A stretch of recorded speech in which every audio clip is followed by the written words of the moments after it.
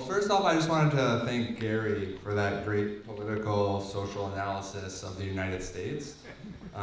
Took a lot out of my speech, so thank you.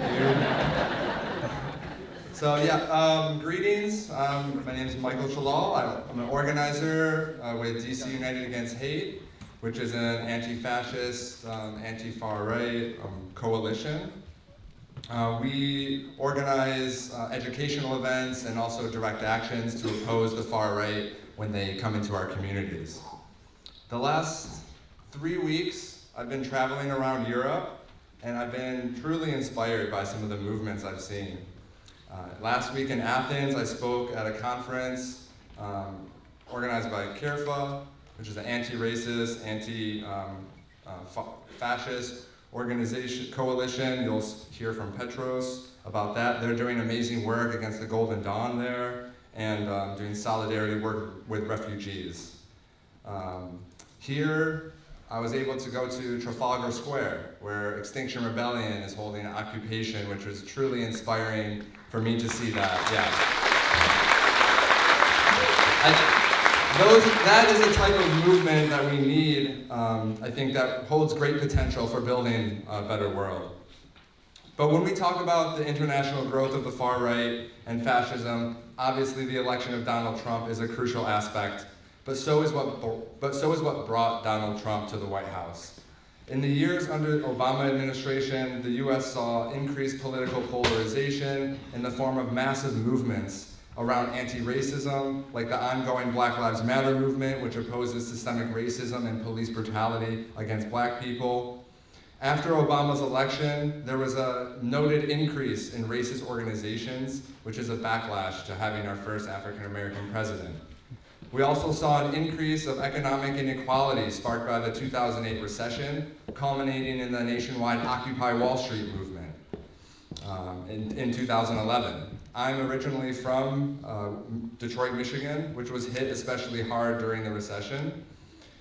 This polarization from these movements, I think, found political representation in the 2016 campaign of Bernie Sanders. I can't go into specific analysis of Bernie, but just know that his campaign became a home for many of the struggles, mostly around economic, and continues to play a specific role in politics and workers' movements in the United States. I should also say there's plenty of other movements between 2008 and 2016 around indigenous rights, anti-sexism, the climate movement. But this polarization, I think, and dissatisfaction with the status quo is what allowed, one of the reasons why Donald Trump ultimately got close to and became the president of the United States. He campaigned as an outsider to the political establishment, using blatant immigrant scapegoating, Islamophobia, anti-black racism, and more disgusting language. This led to an emboldened far right in the streets, attacks on women and trans reproductive rights, the detention of refugees, a ban of Muslims from certain countries, denial of climate change, and an increase of right-wing inspired mass shootings and attacks.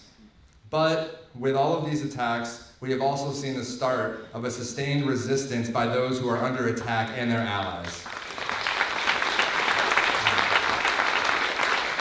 This resistance to Trump began with the largest protest in history, called the Women's March. I was part of the protest in DC, and it was clear that people felt empowered like never before to fight back.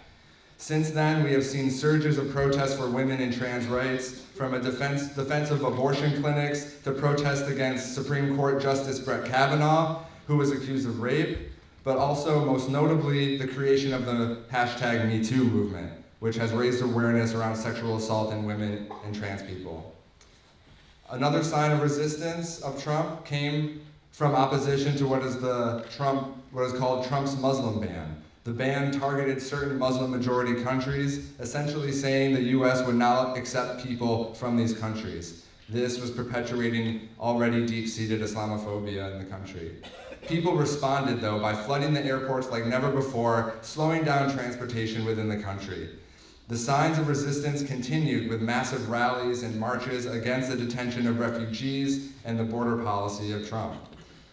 These refugees are coming from Central America, from war-torn countries that are in control of drug cartels, which are then supported by the US.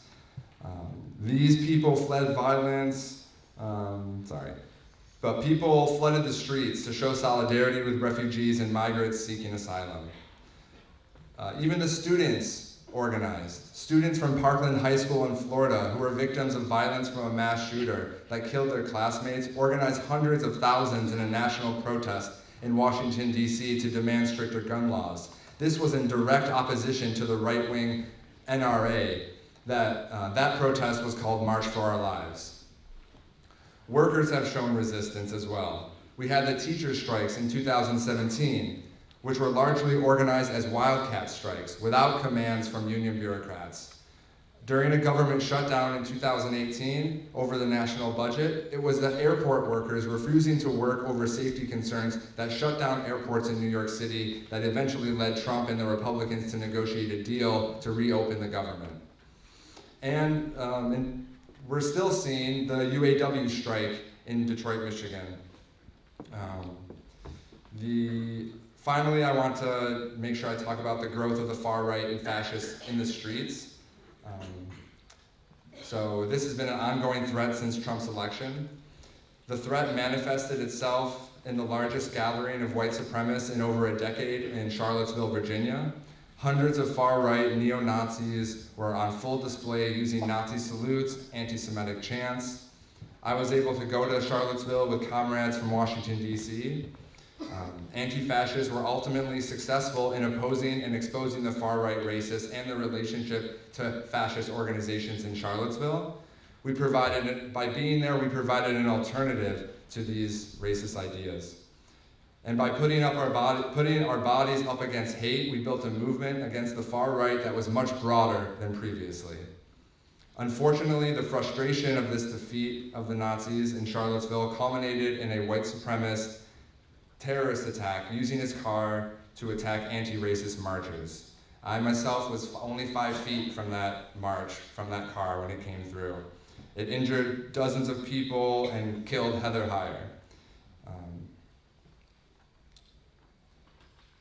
The actions taken in Charlottesville spread through the media. Charlottesville showed society that the threat of fascism being allowed to openly organize in the streets showed that it was a threat for them to organize in the streets. Solidarity demonstrations took place around the country and the world. 30,000 people in Boston. Many more people are now aware of the necessity of opposing fascism, and we continue to build united fronts the best we can.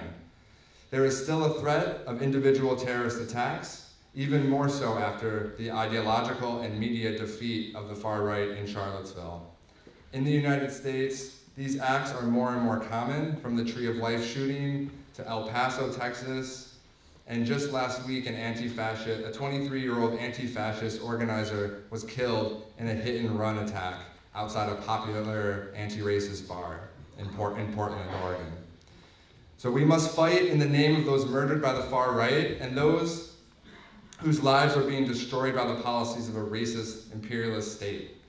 Although the attacks against workers and the oppressor are widespread, the response has been massive, and the potential for building an anti-fascist organization to fight back is great. I'm happy to answer any more questions outside of here, and no pasaran.